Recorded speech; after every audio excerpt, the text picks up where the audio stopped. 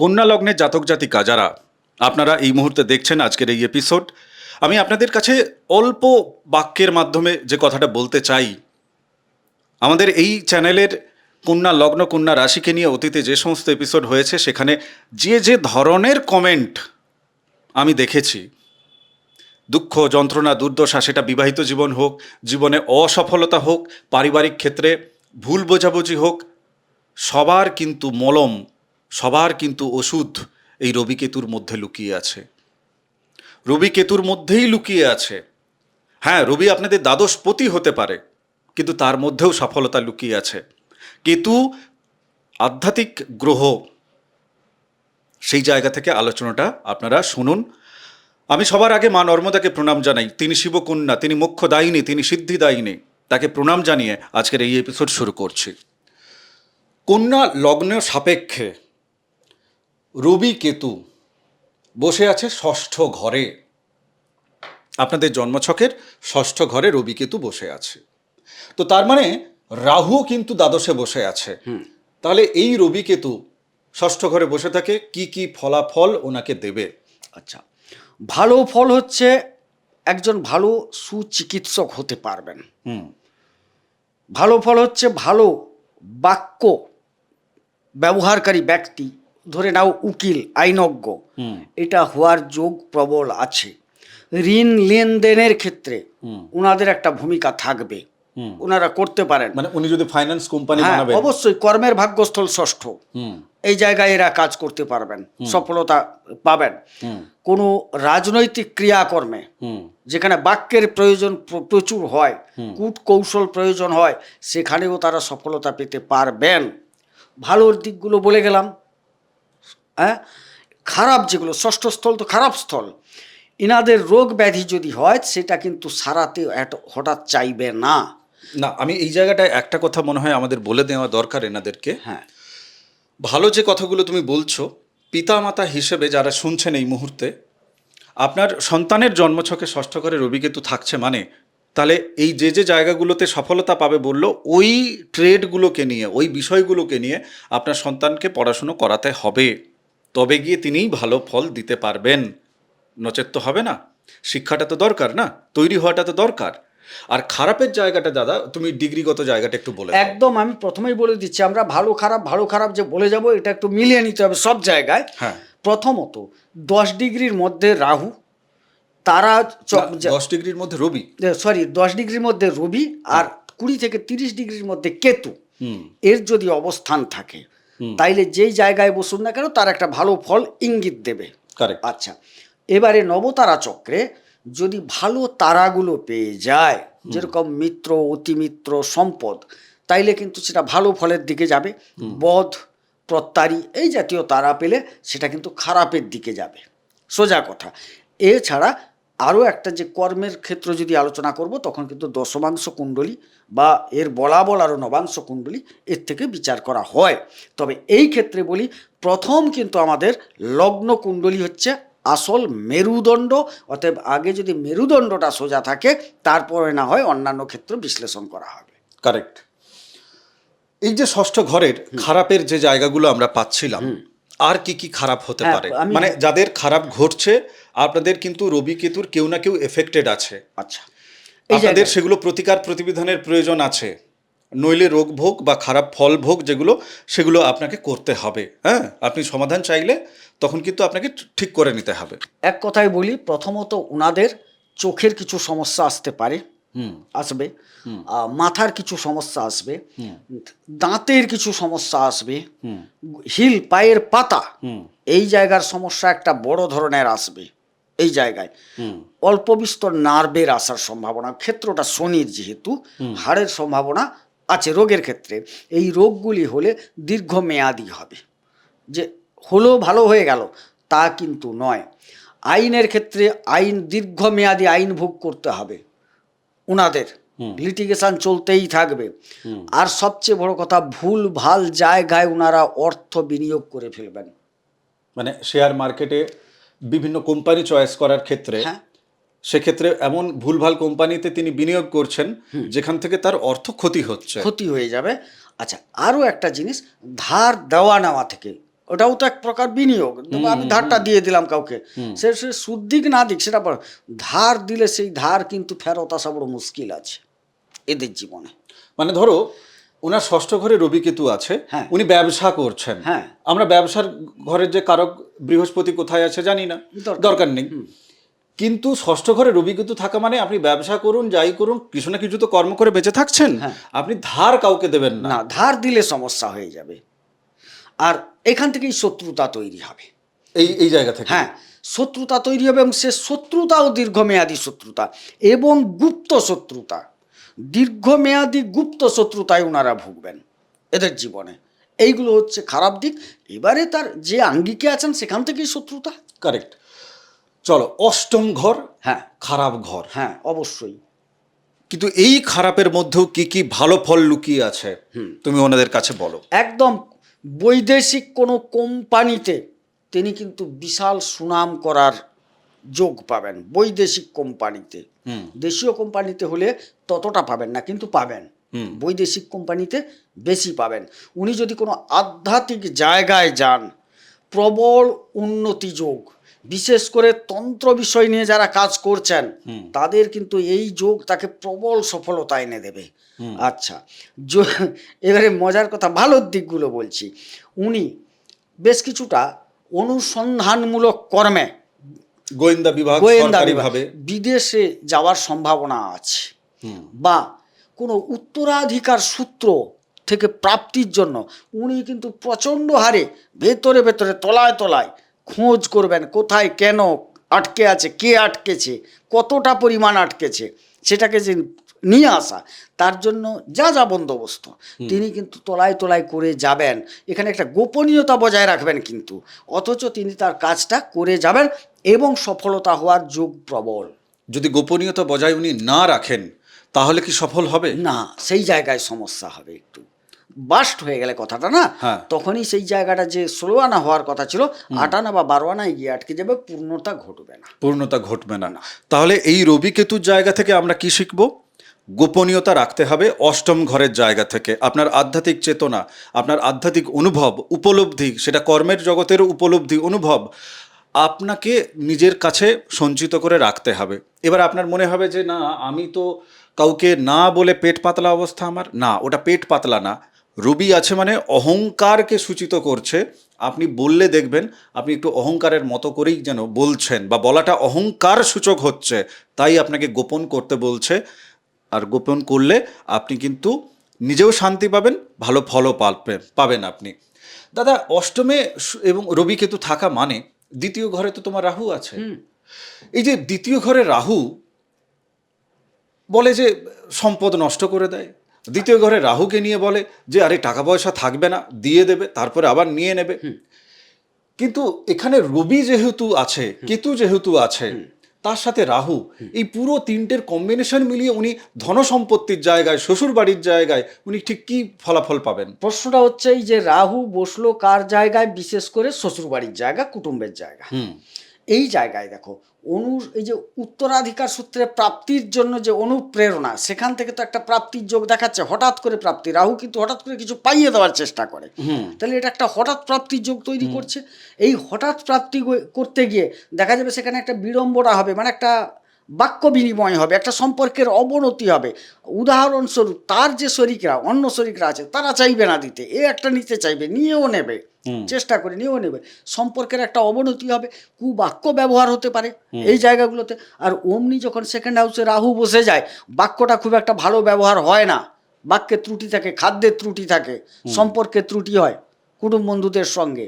হ্যাঁ, এবারে কি হয় না, প্রথম অর্থে রাহু যেরকম ঝটকা একটা দিয়ে যায়, তো সেটাকে যদি ঠিকঠাক অন্যান্য গ্রহগুলো না ধরে রাখতে পারে, অন্যান্য গ্রহের ভূমিকা আছে, তাইলে কিন্তু এই রাহুর যে উপার্জিত টাকাটা সেটা কিন্তু ধৈর্য দেয় না। কারণ একটা কথা হচ্ছে কি জানো তো, হঠাৎ করে পাওয়া টাকা না, তার মর্যাদা মানুষ কম বোঝে না। আমার বক্তব্য হচ্ছে, যেহেতু অষ্টম ঘরে রবি এবং কেতু আছে, কথাটা বোঝো। হ্যাঁ, অষ্টমে যেহেতু রবি এবং কেতু আছে, অষ্টম ঘর কেবলই যে বাধা বিপত্তির জায়গা তা কিন্তু না। না, না, আমরা তো আগে ভালো বললাম। না, ভালো বলেছি। আমি যেটা রাখতে চাইছি কথাটা, অষ্টম ঘর হচ্ছে যে ট্রান্সফরমেশনের জায়গা, নিজেকে রূপান্তর করার যে জায়গাটা, সেটা অষ্টম ঘর সূচিত করে। একদম। অষ্টমে কেতু আর দ্বিতীয় ঘরে রাহু, ইনি এনার বংশ উদ্ধার করতে আসবেন। হ্যাঁ, এবং অবশ্যই। সেই বলটা এনাকে যে দিচ্ছে, যেটা যে ইনি যে রাহুর মতো করে যে একদম সোজা সাপটা ভাবে কথাটা বলছেন, তবেই তো এতদিনকার জমে থাকা ময়লা তবেই তো পরিষ্কার হবে, একদম একদম ওটাই। দেখো, তাই না? একটা জিনিস মাথায় রাখবে, হুম সোজা সাপটা কারা বলে, আগে সেটা ভাবার দরকার আছে। হুম যাদের মনে কোনো ক্ষেত থাকে না, হুম তারাই সোজা সাপটা বলে। হুম এই জায়গায় যদি কেতু বসে যেত, তার বাক্য কি হতো? কুটিল হতো। হুম কিন্তু এখানে স্ট্রেট কাট কথাবার্তা, হবে তো হবে, না হবে না হবে, দু কথা বকে দেবে, কিন্তু মনের মধ্যে কুটিলতা নেই। যার জন্য বকতে পারে তারাই, হুম বাজে কথা বলতে পারে জোর গলায় তারাই, যাদের মনের মধ্যে কোনো মানে ক্ষোভ থাকে না, বা একটু লুকোনোর ভাব থাকে না। স্ট্রেট কাট, কি হবে তুমি তোমার বুঝে নাও। এটা কিন্তু আমরা সবাই বুঝি থাকে খারাপ কিন্তু লোকরা তিনি পায়। নিয়মে চলছেন। কিন্তু তিনি মনের দিক থেকে একদম ক্লিয়ার, মনে তার কোনো কাদা নেই। এটা হচ্ছে মূল জায়গা একদম। কেন দেখো, রবি এখান থেকে সপ্তম দৃষ্টি দিচ্ছে ওনার দ্বিতীয় ঘরে, হ্যাঁ, কেতু এখান থেকে তার সপ্তম, রবির রাহুরও তার সপ্তম জায়গা। এই যে পুরো যে রসায়নটা তৈরি করছে, আধ্যাত্মিক একটা চেতনা স্তর কিন্তু এই দ্বিতীয় ঘরে থাকছে। হ্যাঁ, এবার এই ব্যক্তির জীবনের প্রথম 30 বছর বয়সের যে উপাখ্যান, সেটি একটি রঙে রাঙায়িত হবে, কিন্তু 30 বছরের পরের যে উপাখ্যান, সেটা কিন্তু সবুজ কালিতেই লিখতে হবে। অবশ্যই সেটা ভালো হবে। সবুজ কালিতেই লিখতে হবে। ভালো হবে। তুমি আরেকটা জায়গা এখান থেকে একটু আমাকে ক্লিয়ার করো। এই দ্বিতীয় ঘর থেকে আত্মীয় স্বজন, কথাবার্তা বলা, কুটুম বাড়ি, খাওয়া দাওয়ার জায়গা। আমি যেটা তোমার কাছ থেকে এবার জানতে চাইব, এনার দ্বাদশপতি রবি, তিনি অষ্টমে, অষ্টমে কেতু, যে আধ্যাত্মিকতা, যে গুপ্ত আভাস ঈশ্বরীয়, নিজের জীবনের যে বিবেক চনমনে অবস্থায় আছে, কেননা রবি এবং কেতুর জন্য এটা ভালো ঘর, ভালো হবে। ডিগ্রিগত জায়গা থেকে যদি ভালো পেয়ে যায়, তাহলে ওনার মধ্যে এই পজিটিভ গুণগুলো কিন্তু থাকছে। অবশ্যই থাকছে, অবশ্যই থাকছে। আমার বক্তব্য হচ্ছে, উনি ওনার ধনসম্পদকে কোন দিকে সঞ্চয় করলে পরে, কোন দিকে উনি ইনভেস্ট হোক, বা নিজের কাছে কি ফর্মে রাখলে পরে, যে আমার ব্যাংকে টাকা থাকবে, নাকি আমি ক্যাশ টাকা রাখবো, নাকি আমি জমি কিনে রাখবো, তাহলে এর স্থায়িত্ব পাবে। আচ্ছা, খুব ভালো প্রশ্ন করেছ। আমরা আগে কি আলোচনা করলাম? রাহু সম্পদের স্থায়িত্ব বেশি দিন রাখতে পারে না, মানে টাকা পয়সা। এই জায়গায় উনি ওটাকে যদি সম্পদ আকারে বানিয়ে নেন যে কোনো, তাইলে কিন্তু সেটা থেকে যাবে। তুমি আরেকটা জায়গা বলো, ধরো উনি পুজো পাঠ, তন্ত্র বা জ্যোতিষবিদ্যার মাধ্যমে উনি অর্থ রোজগার করেছেন, এবং সেটা ন্যায়নিষ্ঠার সাথে করেছেন, বাহ। যেহেতু রবি এবং কেতু ভালো আছে, তাহলে কি ওনার এই যে রাহু যে টাকাটি ধনসম্পদের ঘরে বসে আছে, সেই টাকাটি কি থাকবে? এক কথায় লিকুইড মানি হ্যাঁ। ওনার না থাকা উচিত।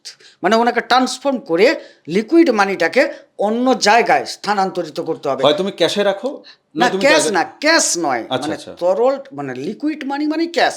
ক্যাশ কোনো রাখা যাবে না। টাকা জমিয়েছো, কিছু অ্যাসেট কিনে নাও। যাই হোক, তুমি সোনা কিনতে পারো, জায়গা কিনতে পারো, বাড়ি কিনতে পারো, যাই হোক, একটা কিছুতে সেটাকে কনভার্ট করো। হাতে ক্যাশ রেখো না। আচ্ছা, হাতে ক্যাশ রাখা যাবে না। না, হাতে ক্যাশ রেখো না। ব্যাংকে, মানে এখন ব্যাংকের ক্যাশ মানে হাতের ক্যাশ। ওই যে তরল টাকা যেটা আমরা বলি, সেইটা থেকে শক্ত টাকায় পরিণত করো, যেটা বেচতে সময় লাগবে। এই প্রশ্নটার পেছনে আমার যে উদ্দেশ্যটা আছে, কেন বলি যে জীবনকে জানতে হবে। আপনি যে কষ্ট করে সৃষ্ট করে ভাই টাকাটা রোজগার করবেন, ওই টাকাটা যদি নষ্ট হয়ে যায়, তাহলে আপনার এই যে অষ্টমে রবি এবং কেতুকে নিয়ে ঈশ্বরের খোঁজ, ঈশ্বরের যে প্রেরণা, আধ্যাত্মিক চিন্তা ভাবনা, সেটাই কলুষিত হয়ে যাবে। আরও ঘটনা আছে, এই জায়গার অধিপতি কি? শুক্র। কি চান? বিলাসিতা। যার জন্য কি জানো, তোমার হাতে যখন টাকা থাকবে, 2 টাকার জায়গায় 5 টাকা খরচ করার একটা প্রবণতা জাগবে। কিন্তু সেটা যখন আমি বললাম না যে তরল টাকাটাকে শক্ত টাকাতে পরিণত করো, নিশ্চিত তোমার ইচ্ছা হলো যে একটা সেন্টের দোকানে গেছি, আমার ব্যাংকে আছে, এখন তো মোবাইলে সব হয়, সেন্ট আমার ইচ্ছে ছিল 200 টাকার সেন্ট কিনবো। 200 টাকার সেন্ট কিনতে গিয়ে সেখানে দেখলাম একটা 700 টাকার সেন্ট পছন্দ হয়ে গেছে। আমি কিন্তু যেহেতু আছে টুকটুক করে মেরে দিয়ে 700 টাকার সেন্টটা নিয়ে বাড়ি চলে এলাম। কিন্তু দেখা গেল যে আমার আছে 200 টাকা, 700 টাকা দাম বলেছে। নিশ্চিত তোমার যে গয়নাটা আছে, বাড়ি এসে বিক্রি করে নিয়ে গিয়ে সেন্ট কিনতে যাবে না। না, বোঝা গেল? তাই ফরমেশন চেঞ্জ করে রাখতে হবে তার জন্য সঞ্চয়কে। ওটাকে ফরমেশন চেঞ্জ করতে বারবার বলছি আমি। তুমি যে কোনো জায়গায় এটাকে কনভার্ট করো। দেখো, তুমি জানো কি সবচেয়ে শক্ত জায়গা ভূমি, বেচা। ভূমি বেচা। তার চেয়ে সহজ হচ্ছে সোনা। হ্যাঁ, আমি যখন এটাকে ট্রান্সফর্ম করছি, এবার আমাকে বুঝতে হবে ঠিক ঠিক ঠিক। যে আমি তরল টাকা বেরিয়ে যাবে, সোনা তার চেয়ে একটু দেরি করবে, জমি অনেক বেশি দেরি করবে। ব্যাপারটা এইরকম। অতএব আমাকে কোন জায়গায় কনভার্ট করতে হবে সেটা তো আমরা তো খোলা বললাম, এবার তিনি তার বুঝে নেবেন। আমি এই ঘরের উপর আরো একটু খোলসা করব, বলো। কেননা ওনাদের দ্বিতীয় পতি সে ভাগ্যের অধিপতি, শুক্র ভাগ্যের অধিপতি। আপনি দ্বিতীয় ঘরের সাথে যদি চায় শুক্র যেখানে খুশি বসে থাকুক, এই ঘরের সাথে যদি আপনি সৎ ব্যবহার না করেন, শুক্র যেখানেই বসে থাকুক না কেন, ভাগ্য কিন্তু বিড়ম্বনার দিকেই কিন্তু এগিয়ে যাবে। আচ্ছা, এখানে একটু গল্প বলবো, খারাপ ভাববে না। তোমার দুটি ঘর, হ্যাঁ, একজন লোক সে তোমার নবমে না গিয়ে তোমার আর একটা ঘরে না গিয়ে আর একটা ঘরে পায়খানা করে চলে এলো, তাইলে তুমি কি সেই লোকটার উপর সুব্যবহার রাখবে? নিশ্চয়ই না। তোমার তো দুটো ঘর, এটা বোঝো। ওই রকম যখন তুমি এই ঘরটার উপর অনাচার করবে, এই ঘরটাও তোমার খারাপ হয়ে যাবে। মানে দ্বিতীয় ঘরে অনাচার হলে নবম ঘর বিগড়ে যাবে আপনার ক্ষেত্রে, আপনার মানে কন্যা লগ্নের ক্ষেত্রে, কন্যা রাশির ক্ষেত্রে। চলো আর একটা জায়গা দেখাই, জীবনের মূল স্তম্ভ এটা, আমি ছাড়তে পারছি না একে। ওনার শুক্র এই দ্বিতীয় ঘরেই বসে আছে। শুক্র বসে আছে এখানে, দ্বিতীয় ঘরে রাহুও আছে, তবেই অষ্টমে রবি এবং কেতু থাকছে। জন্মকুণ্ডলীর সাথে দেখুন মিলছে। যাদের এই দ্বিতীয় ঘরে শুক্র এবং রাহু আর এখানে রবি এবং কেতু আছে, তাদের জীবনের মগজমারিটা কোথায়? একদম তোমাকে প্রথমে বলি, যেহেতু সঞ্চয় জায়গা নিয়ে কথাটা হচ্ছে, সঞ্চয়ের জায়গায় সঞ্চয় অধিপতি রাহুকে নিয়ে বসে গেছে। প্রথমত সম্পদ সঞ্চয় কিন্তু ভালো হবে, প্রাথমিক স্তরে হলো। রাহু শুক্র সেই জায়গায় যখন নিজস্ব চরিত্রটা কম্বিনেশনটা মিলে যাবে, অহেতুক কিছু খরচ এই জায়গার দিকে প্রবণতা দেবে। কারণ দ্বাদশপতি অষ্টমে চলে গেছে, ব্যয়ের অধিপতি ধ্বংসের জায়গায়। আমাকে এদিক থেকে ভাবতে হবে, ব্যয় করে তোমার অর্থ ধ্বংসের দিকে একটা টান আসবে।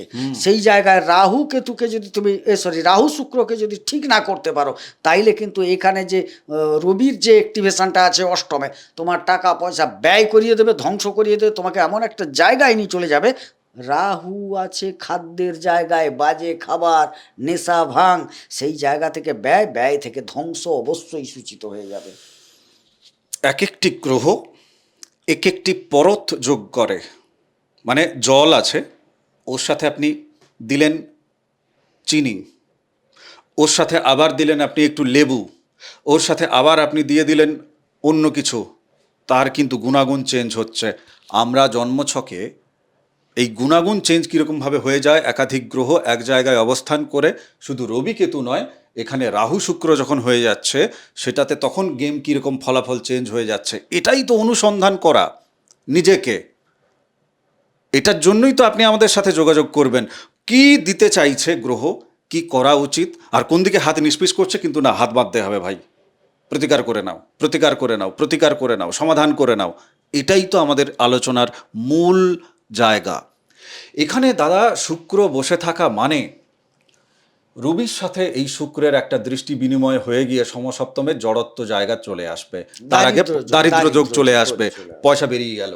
আচ্ছা, শুক্রের সাথে কেতু এখানে যুক্ত হয়ে গিয়ে ভাগ্য শেষ, ধনসম্পত্তি সঞ্চয়ের জায়গায় সেও 12টা বেজে গিয়ে তন্ত্রক্রিয়া হয়ে গিয়ে আপনার পয়সা লোকে নিয়ে গিয়ে আউট করে দিল। এখানে গ্রহণযোগ একটা আছে, দৃষ্টিমূলক গ্রহণযোগ রবি রাহুতে হয়ে গেল, রবি শুক্রতে। এই জায়গায় দেখো, এটা ভালো নিয়ে গেলে ভালো কেন জানো তো, রবি উচ্চাংশে আছে, উচ্চ জায়গায় আছে, ভালো দেওয়ার জন্য রেডি আছে। শুক্র স্বগৃহে আছে, ভালো দেওয়ার জন্য রেডি আছে।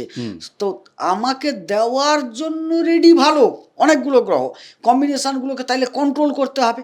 এখানে যে একটা লালসা ধরিয়ে দেবে কে, রাহু, তাহলে সেটাকে যদি আমি কন্ট্রোল করতে পারি, লোভটাকে কন্ট্রোল করতে পারি, তাহলেই তো প্রতিকার। তাইলেই তো সেখানে প্রতিকার হয়ে গেল, সব সংযত হয়ে গেল। হ্যাঁ। সব সংযত হয়ে গেল। কিন্তু সেটাই যখন পারবো না, তখন কিন্তু দেখা গেল দ্বাদশপতি হিসেবে রবি অ্যাক্টিভ হয়ে গেলেন, উচ্চ ধ্বংসের জায়গায় উচ্চ হয়ে গেলেন। কথাটা বুঝবে?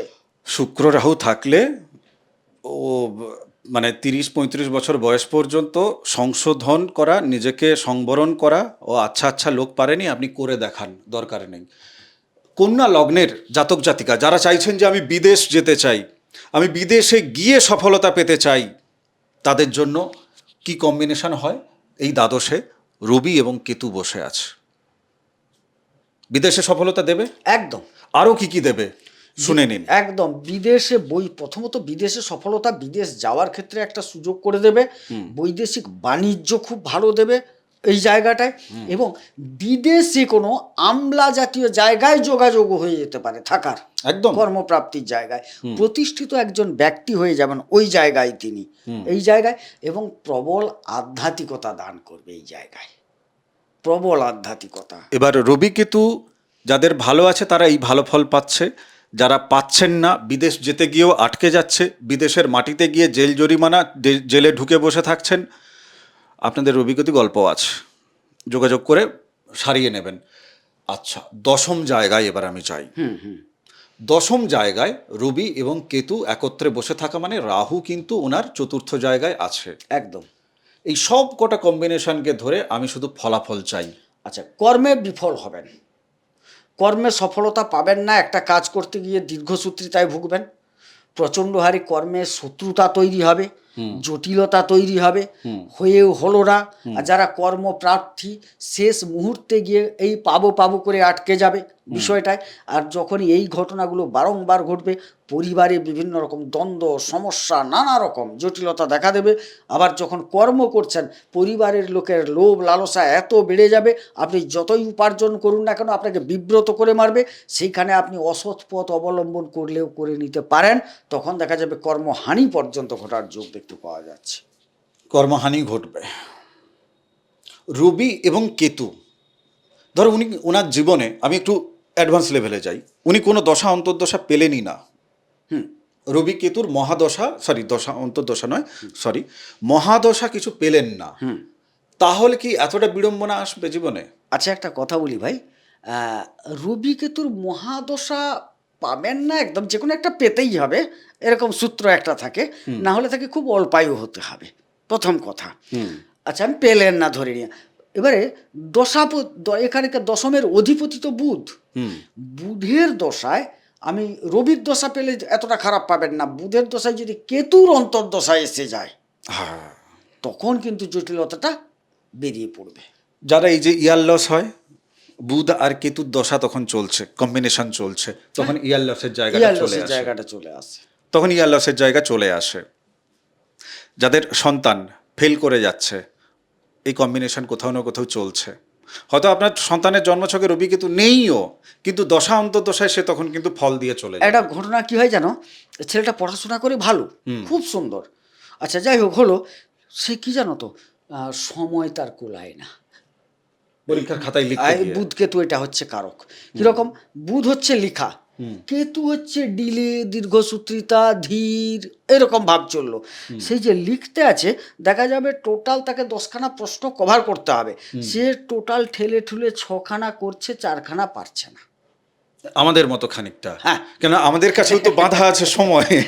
ঠিক আছে, কত বড় এপিসোড করব, দেখুন বাকি ঘরগুলো ছেড়ে চলে যেতে হচ্ছে। কিন্তু যার ওর মানে রবি কেতু আছে, সে তখন বলবেন আমি ছাড়বো না, পুরোটা লিখবো এবং গুছিয়ে লিখবো। ওই করতে গিয়ে তখন তার বাকি প্রশ্নগুলো আর ছুঁয়েই আসা গেল না, এরকম ব্যাপার। এই যে আমাদের ছুঁয়ে যাওয়া যাবে না, আমাদের ছুঁয়ে যাওয়া যাচ্ছে না। যাই হোক, জীবনকে বুঝতে হবে, চাই ধ্যান করার মাধ্যমে হোক, আর জ্যোতিষবিদ্যার মাধ্যমে আপনাকে সে বুঝিয়ে দিতে পারবে আপনার কোন কোন গ্রহ কোন কোন নক্ষত্রের আলো নিয়ে এসছে। আমরা তো নক্ষত্রে ঢুকিনি, ঘর বেশি মেলানোর চক্করে। না, এর ভেতরে গভীরে ঢুকতে গেলে অনেক ব্যাপার আছে। তারা, নক্ষত্র, তারা শুধু নক্ষত্র না, নক্ষত্র তো দেখা হলো, এবার তারা যেতে হবে, দশমাংশ যেতে হবে, অনেক কিছু ব্যাপার আছে, নবাংশ থেকে বলাবল দেখতে হবে, বহু ব্যাপার আছে। জীবন কেন এসছে এই পৃথিবীতে, আত্মা কেন শরীর রূপে এসছে, এবং সেই আত্মা তারপর আবার কোথায় যাবে, আর তাকে আপনি কিভাবে নিয়ে যাচ্ছেন, তার গতি অনুযায়ী, তার ইচ্ছা অনুযায়ী, আত্মার ইচ্ছা অনুযায়ী এই জায়গাটা কিন্তু বুঝতে হবে। হ্যাঁ, বহু বাবা মা যোগাযোগ করেন যে আমার ছেলের ডাক্তার হওয়ার জায়গা কিন্তু ও হতে পারছে না। আপনার ছেলে মেয়ে ডাক্তার হতে আসেনি, তার আত্মা এই জন্ম নেয়নি, শরীর নেয়নি ডাক্তার হওয়ার জন্য, ইঞ্জিনিয়ার হতে না আসেনি। এই কারণে বিফল।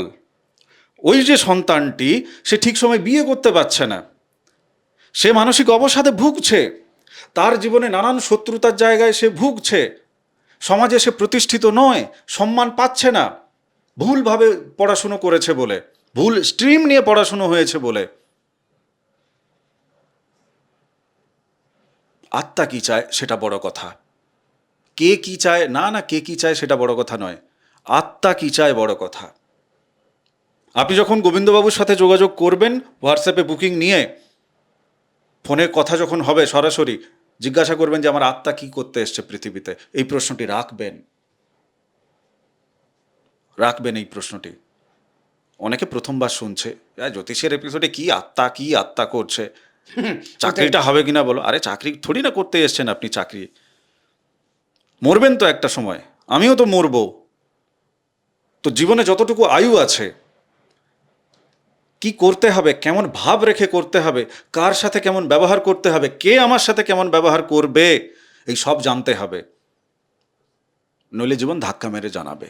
আর রবি কেতু থাকলে জানিয়েই ছাড়বে, বাট আধাধুরি হবে, জীবনের রেস্ট থেকে যাবে, আবার আরেকটা জন্ম নিয়ে মগজমারি খেলা খেলতে হবে। আমরা তো এখনো পূর্বজন্মে ঢুকিনি। রবি কেতু কারা পায়, তাদের পূর্বজন্ম কেমন থাকে, এখনো ঢুকিইনি আলোচনায়। সময়ের জায়গা থেকে দেখুন অনেক হয়ে গেছে, তবুও এখনো কথা শেষ হয়নি। যাই হোক, তপভূমি নর্মদা, মা নর্মদার মাহাত্ম্য কথা অডিও সিরিজ এই চ্যানেলে আছে। যারা ফেসবুকে দেখছেন প্লিজ আপনারা চ্যানেল সাবস্ক্রাইব করে নিন।